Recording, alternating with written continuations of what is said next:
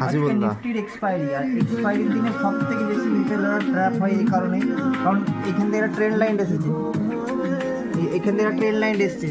এই ট্রেন লাইনটা আমরা এখানে মোটামুটি মার্কেট এখানে ক্লোজিং দিয়ে এখানে ওপেনিং হয়েছে, ওপেনিং হয়ে একটু নিচে নামলো, আমরা ওয়েট করছিলাম রিটেসের জন্য।